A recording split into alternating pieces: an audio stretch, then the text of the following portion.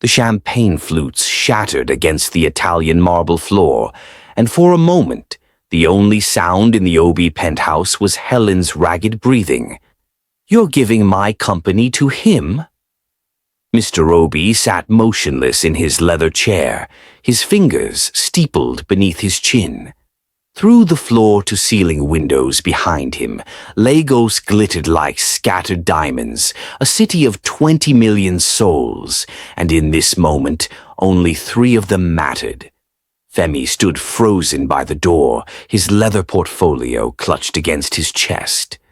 Tundai lounged against the bar, a crystal glass of cognac in his hand, his lips curled in a smile that didn't reach his eyes.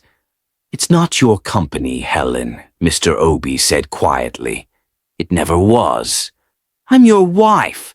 Tundai is your son, your real son." Helen's Chanel heels clicked sharply as she advanced on her husband. "That boy is nothing. A street rat you picked up from Ajagunle 15 years ago out of some misguided—" "Enough." The single word cut through the room like a blade. Mr. Obi rose slowly from his chair, all 6 feet of him, and even at 65, he commanded the space. "Tomorrow morning my lawyers will make it official. Femi becomes managing director. This meeting is over." Helen's eyes narrowed to slits. She turned to Tundai, who hadn't moved from the bar. Something passed between mother and son, a look that made Femi's stomach tighten with unease. "We'll see about that," Helen whispered, and walked out, her perfume lingering like a threat. "Hello, my dear friends, and welcome once again to Tales by Larinzy. This is the home of powerful stories, stories that teach, warn, inspire, thrill, and guide us in the journey of life. If you're new here, please don't forget to like, share, and subscribe. Your support means the world to me and helps these stories reach even more people." The boy was crying again. Chief Obi stood at the door of his son's bedroom, watching 7-year-old Tundai sob into his pillow. Outside, the other children from the estate were playing football, their laughter drifting through the humid Lagos air. But Tundai was inside, alone, as always. "Why won't they play with me, Daddy?" Tundai had asked that morning, his small face crumpled with confusion. Chief Obi had no answer. His son had every toy imaginable, a room the size of most people's entire homes, but no friends. The other children sensed something in Tundai, a neediness, a desperate hunger for attention that pushed them away. "He needs a brother," Chief Obi told his wife Helen that night. They lay in their king-sized bed, the air conditioning humming softly. A companion, someone who will be there when we can't be. Helen turned to him, her face illuminated by the glow of her phone. "We've tried, darling. You know we've tried." They had. 3 miscarriages in 5 years. The doctor said another pregnancy could kill her. "Then we adopt," Chief Obi said. Helen's perfectly manicured fingers stopped scrolling. "Adopt? A boy, around Tundai's age, someone to grow up with him, to keep him company." "Absolutely not." Helen sat up, her silk nightgown rustling. "I won't have some stranger's child in my house, treated the same as my son." "He won't be a stranger. He'll be family." "He'll never be my family." Helen's voice was cold. "Your family, maybe, but not mine." Chief Obi looked at his wife, her beautiful face, her designer clothes, her perfectly styled hair. When had she become this person? Or had she always been this way and he'd been too blind to see? "I'm doing this, Helen, with or without your blessing." 3 weeks later, Chief Obi was inspecting a construction site in Ajagunle when he saw the boy.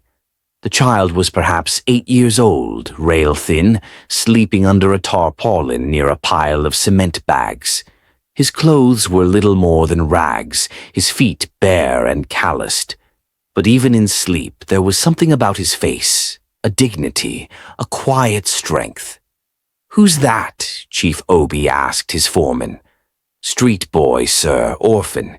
He sleeps here sometimes. I chase him away, but he keeps coming back." Chief Obi walked over and crouched beside the sleeping child. Up close, he could see the boy's ribs through his torn shirt, the scars on his arms. The boy's eyes opened, dark, intelligent, wary.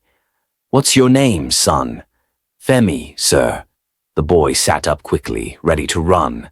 "Where are your parents?" "Dead, sir. Building collapse. 2 years ago." "Where do you live?" "Anywhere, sir, everywhere." The boy's eyes dropped. "I'm sorry for sleeping here. I'll go."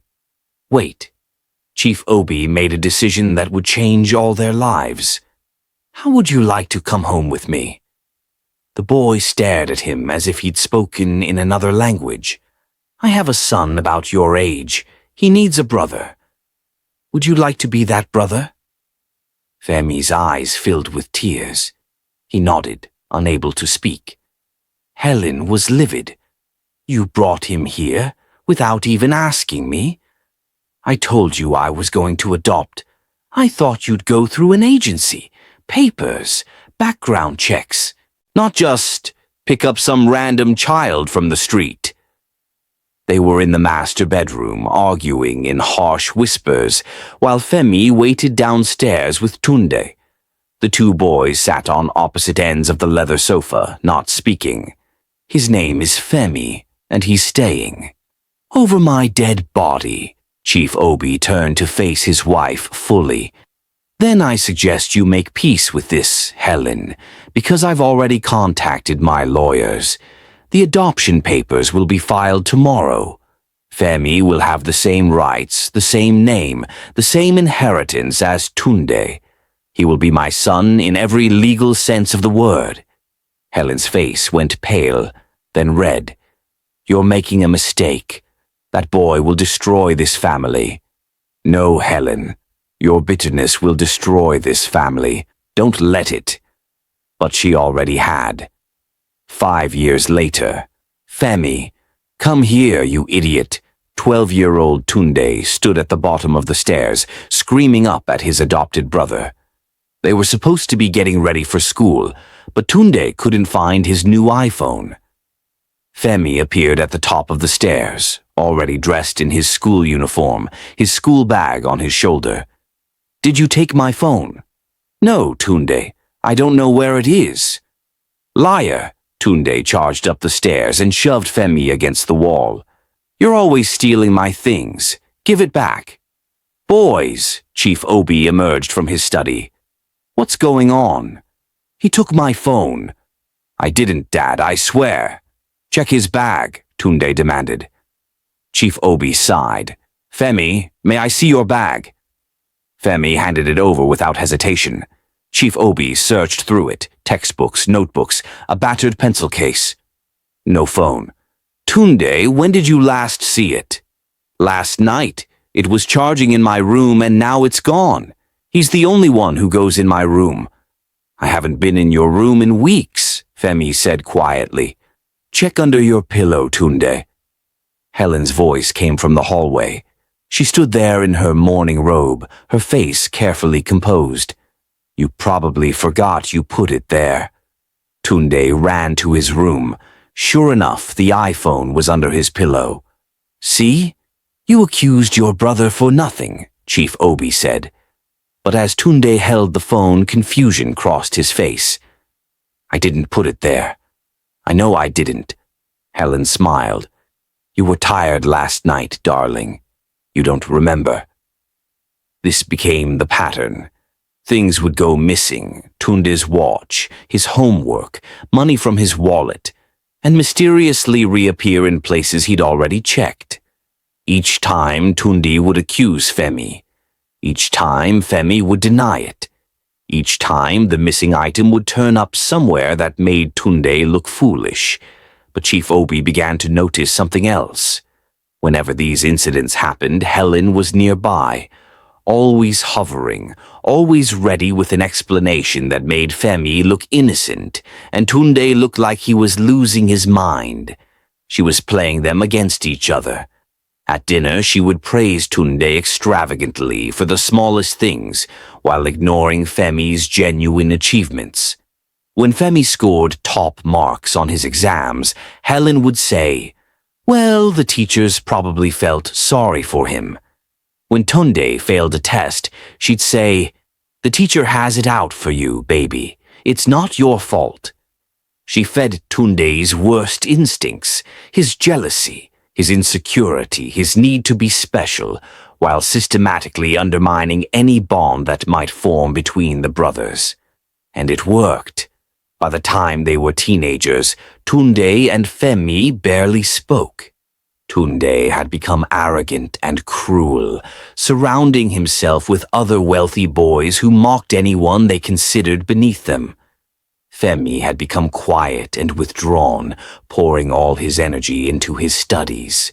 Chief Obi watched his carefully constructed family crumble, piece by piece. 10 years later, the conference room of Obi Construction was silent except for the hum of the air conditioning. 23-year-old Femi stood at the head of the table, presenting the quarterly report. He'd graduated top of his class from the University of Lagos with a degree in civil engineering and had spent the last 2 years working his way up through every department of his father's company. The board members listened intently as Femi outlined his proposal for expanding into renewable energy infrastructure. "The market is shifting," Femi explained, his voice confident. "Oil and gas won't sustain us forever. Solar, wind, hydroelectric. That's where the smart money is going." Chief Obi watched his adopted son with pride. This was what he'd hoped for. Intelligence, vision, drive. In the back of the room, Tundai slouched in his chair, scrolling through Instagram on his phone. At 23, he'd failed out of 2 universities and currently held a nominal title in the company, executive vice president.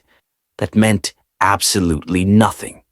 He showed up late, left early, and spent most of his time at high-end clubs in Victoria Island. "Thank you, Femi," Chief Obi said when the presentation ended. "Excellent work, as always." As the board members filed out, Helen appeared in the doorway. Her eyes swept over Femi with barely concealed contempt before settling on her husband. "May I have a word? In private." In Chief Obi's office, Helen closed the door and turned to him, her face twisted with anger. "You're humiliating Tundai, your real son, in front of the entire board.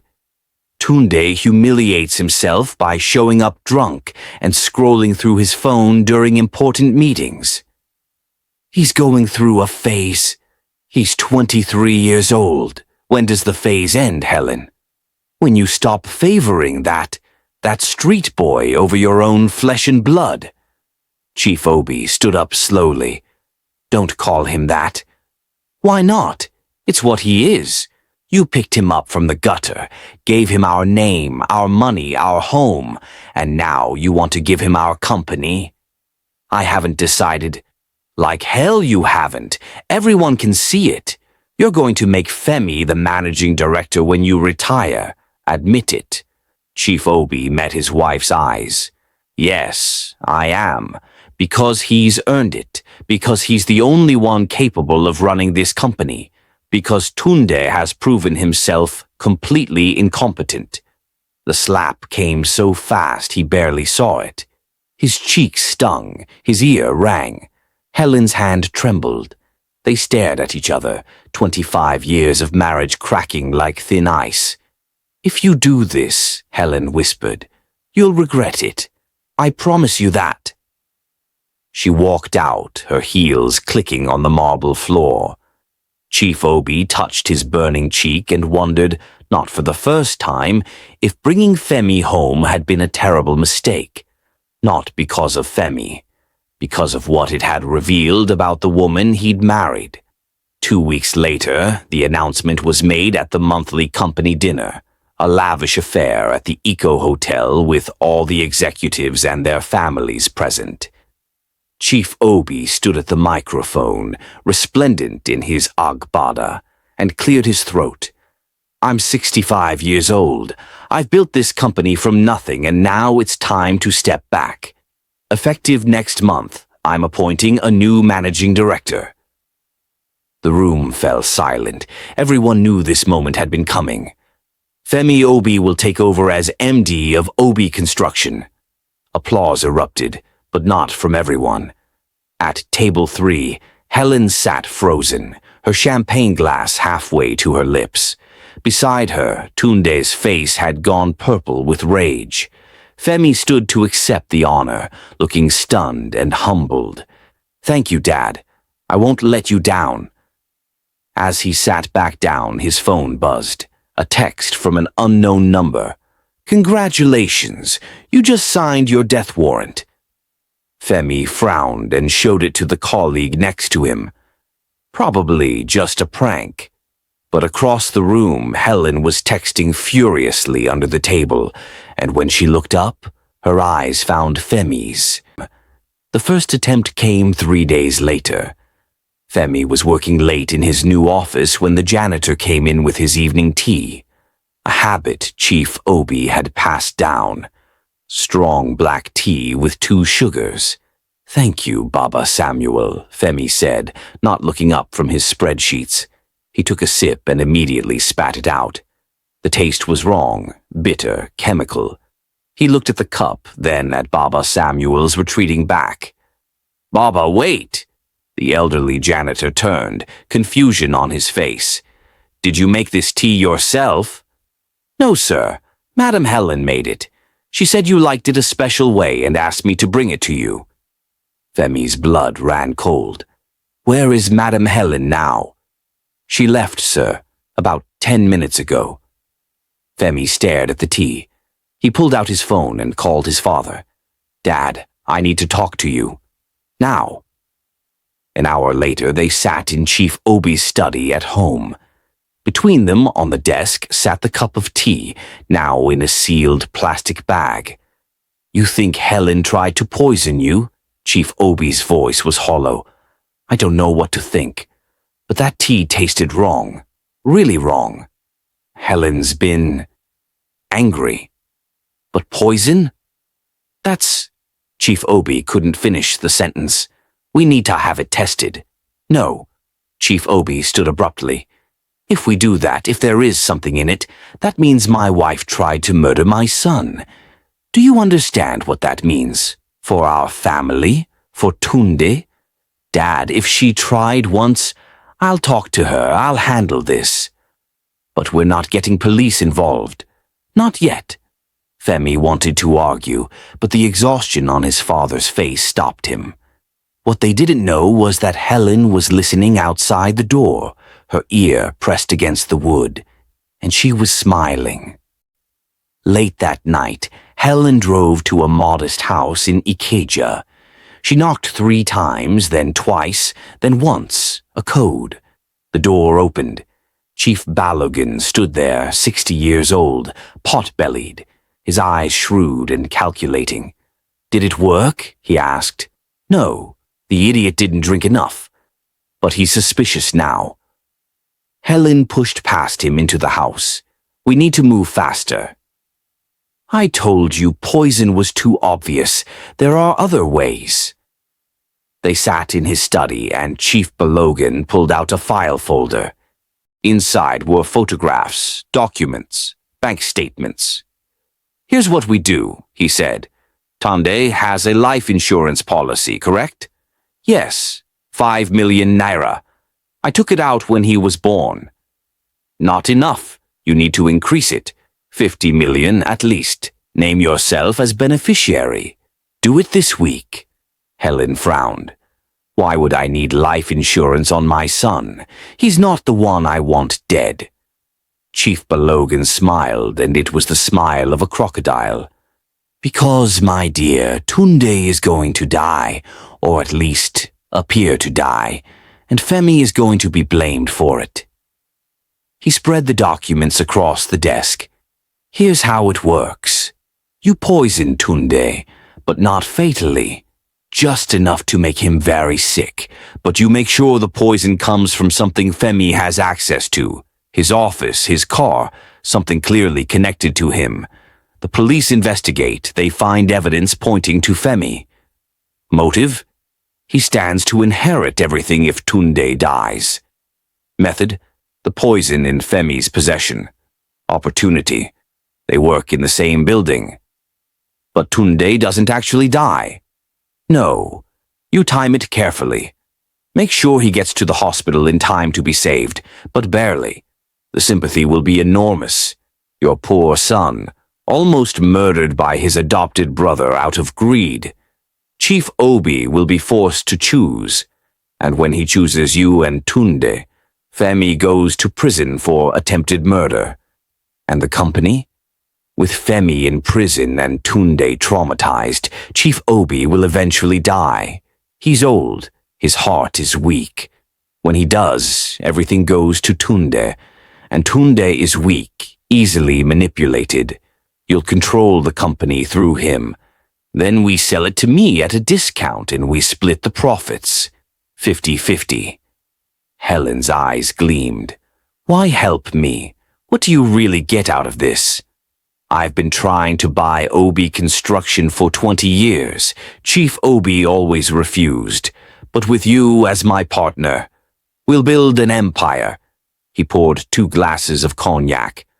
To family, he said mockingly. To money, Helen corrected, and they drank.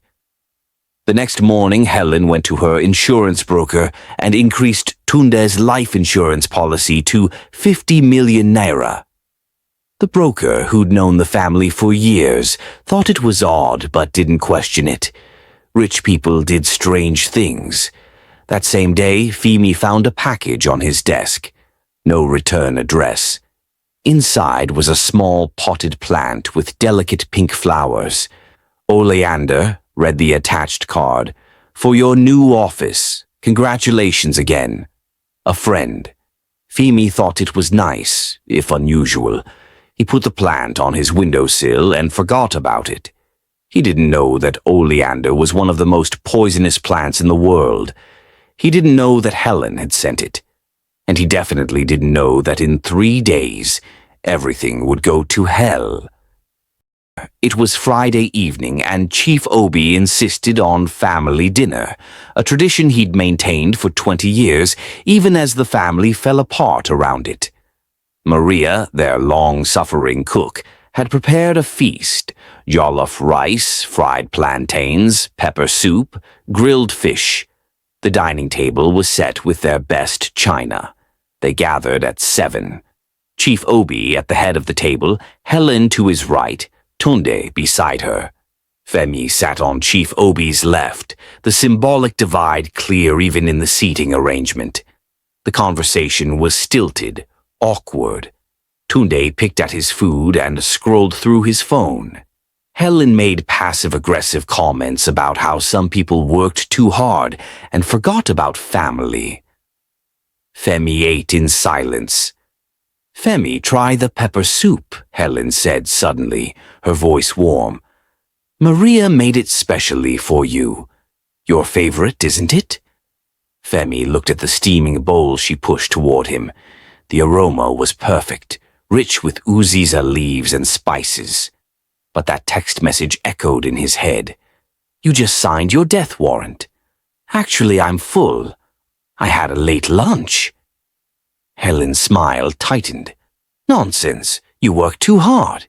You need to eat. He said he's not hungry, Helen. Chief Obi's voice was measured but firm. Tundai laughed, sharp and ugly. Leave him alone, Mummy. Maybe he thinks we're trying to poison him. He grabbed Femi's bowl and took a large spoonful. See? Perfectly safe. Stop being para. He stopped mid-sentence. His face went pale. Tundai? Helen leaned forward. Baby, what's wrong? I don't feel... Tundai stood up, swayed, and crashed to the floor, his body convulsing. Tundai! Helen's scream shattered the air. Chief Obi lunged from his chair, dropping to his knees beside his son. Femi was already on his phone, calling for an ambulance. Tundai's eyes rolled back in his head. Foam appeared at his lips. What did you do? Helen turned on Femi, her face contorted with rage. What did you put in that soup? I didn't touch. You tried to kill him. Helen launched herself at Femi, her nails aimed at his face. Murderer. Chief Obi had to physically pull her off. The ambulance arrived in 8 minutes, but it felt like hours. They rushed Tundai to Reddington Hospital, sirens wailing through the Lagos night. In the chaos, no one noticed Helen's phone buzz with a text from Chief Balogan. Perfect. Call the police now. Blame Femi. The fluorescent lights of Reddington's emergency room flickered like dying stars. Dr. Adeyemi emerged from behind the curtains, his face grim. We've stabilized him, but it was close. Another 20 minutes and... What happened? Chief Obi demanded. What's wrong with my son? Oleander poisoning. A very concentrated dose. It affects the heart, causes arrhythmia, can be fatal if not treated immediately. Oleander? Chief Obi's mind raced. How would he... The soup, Helen interrupted, her voice shaking with theatrical grief. It was in the soup. The soup meant for him. She pointed at Femi with a trembling finger. But Tundai ate it to prove it was safe. And now my baby is dying because of you. That's insane. Femi backed away. Why would I poison my own brother? Brother? Helen laughed bitterly. You were never his brother. You were an intruder, a street rat who wanted everything we had, and now you've tried to kill him for it. 2 police officers who had been waiting in the lobby approached. Helen had called them from the ambulance. Mr. Femi Obi, the senior officer said, we need you to come with us for questioning. This is ridiculous, Femi protested, but he went anyway, his mind spinning. As they led him away, he caught his father's eye. Chief Obi's face was ashen, torn between his 2 sons. Please, Dad, Femi thought desperately. Please believe me. But Chief Obi said nothing. The police worked quickly. Too quickly, Femi would later realize. They searched Femi's office and found the oleander plant on his windowsill. They questioned Maria, who tearfully admitted that she'd seen Femi in the kitchen that afternoon. They examined the soup pot and found traces of oleander in the portion Femi was supposed to eat. But there was a problem with Helen's plan. The portions got mixed up. The oleander was supposed to be in a specific bowl, Femi's bowl. But when Tundai grabbed it and ate from it, he'd taken the poison bowl by mistake. The evidence looked damning. Femi had motive, inheriting the company, means, the oleander plant in his office, and opportunity, access to the kitchen. At the police station, they questioned him for 6 hours. I didn't do this, Femi repeated over and over. Why would I? I just got promoted. I have everything to lose. Exactly, the detective said. Your brother still had a claim to the inheritance.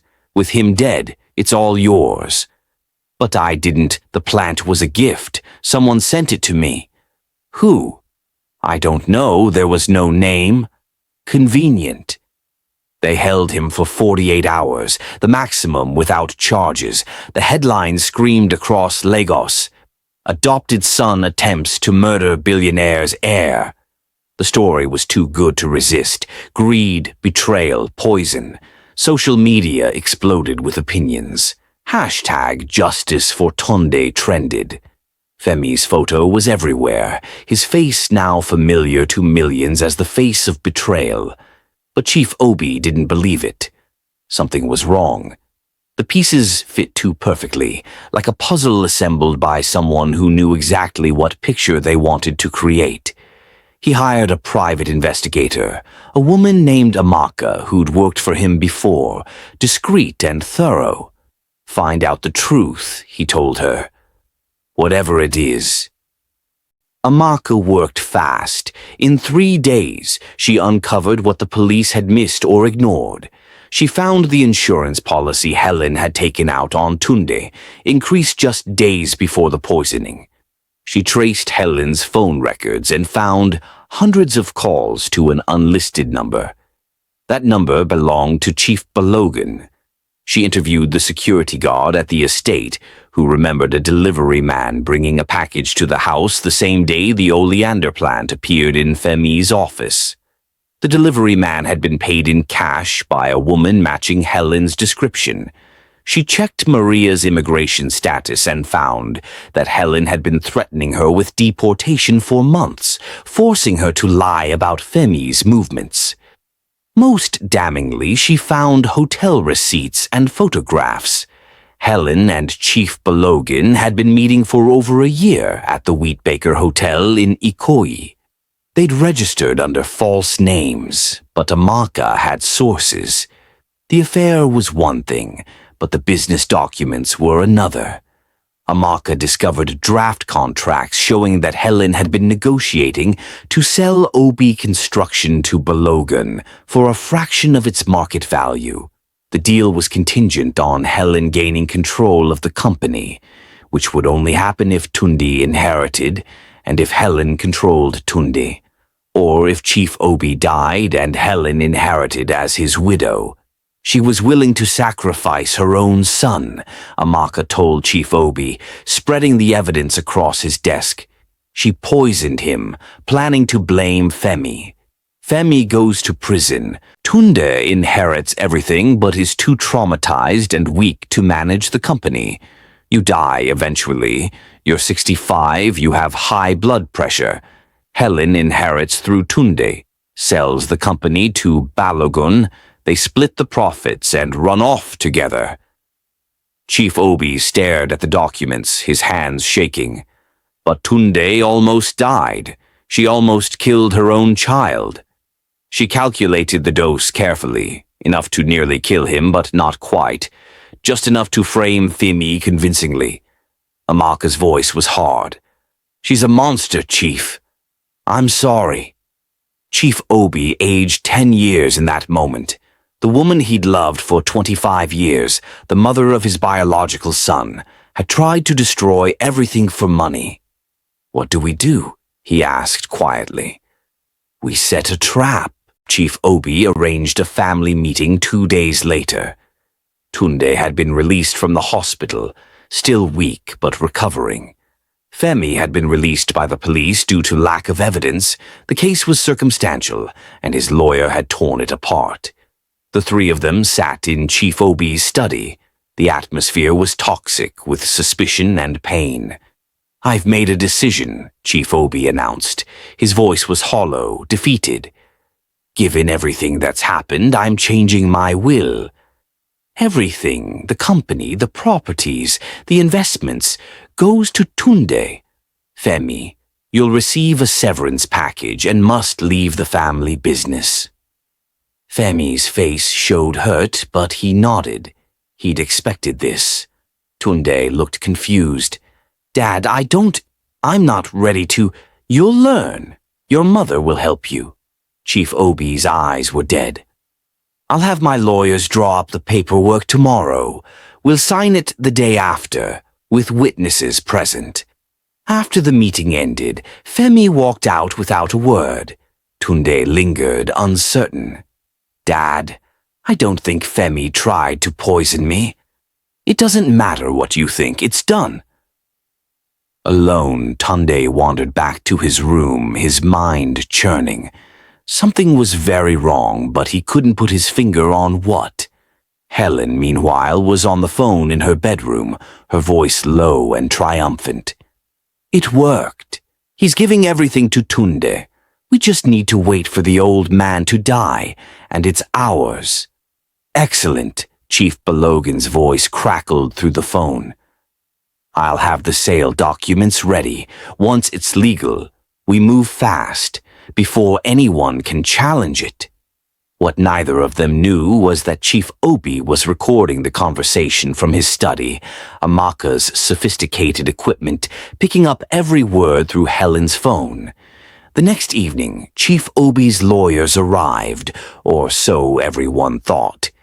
The family gathered in the dining room. The revised will lay on the table, official-looking and convincing. "Before we begin," Chief Obi said, "let's have a toast. Maria, please bring the champagne." Maria entered with a tray of glasses filled with golden liquid. Her hands trembled as she served them.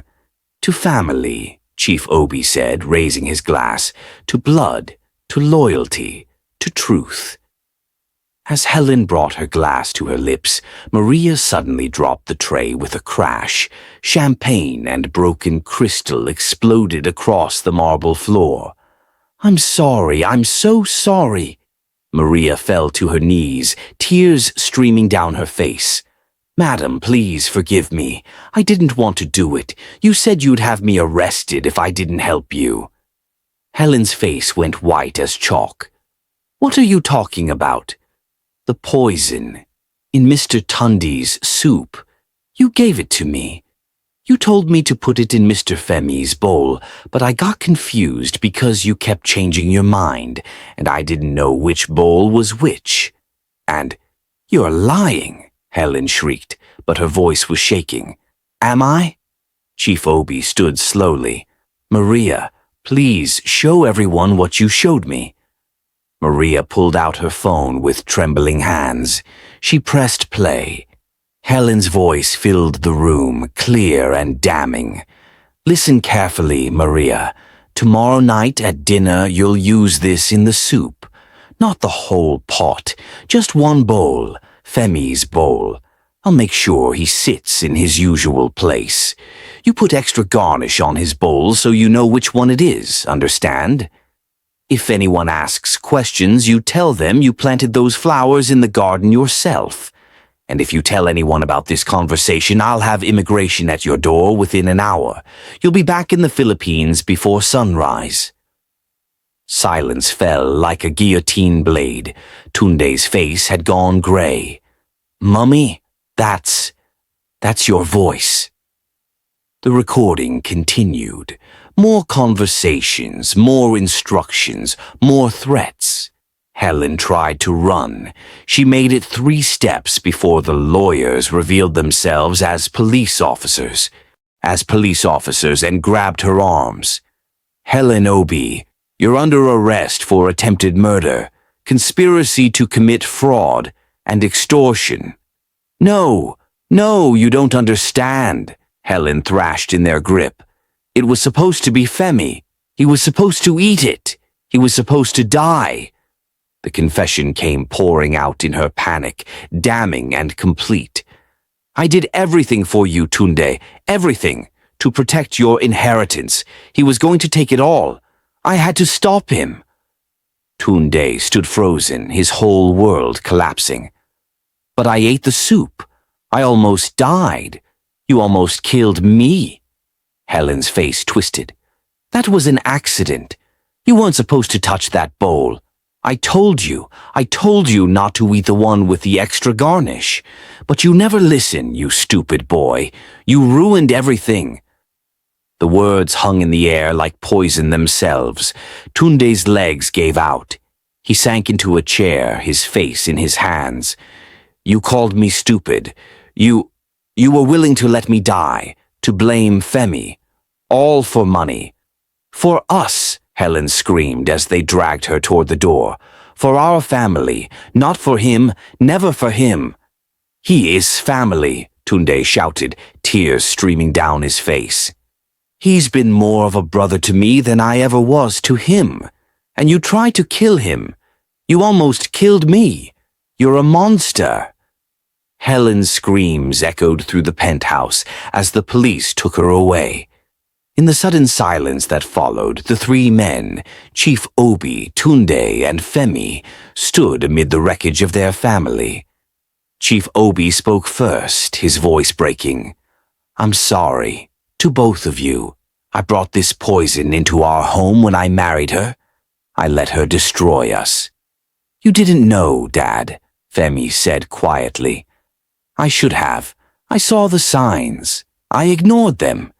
He turned to Tundai. I'm sorry I let her turn you against your brother. I should have stopped her years ago. Tundai couldn't speak. He looked at Femi and for the first time in 15 years really saw him. Not as a rival, not as an intruder, but as the brother he'd never let himself have. I'm sorry, Tundai choked out, for everything. For how I treated you, for believing her lies, for... Stop. Femi crossed the room and pulled Tundai into a hug. We're brothers. That's all that matters now. Tundai sobbed against his shoulder, 15 years of poison finally draining out of him. In every city, in every family, there are stories of jealousy and greed, but there are also stories of redemption, of forgiveness, of love that conquers even the deepest hatred. This is one of those stories. May we all choose love over poison, brotherhood over biology, and character over circumstances.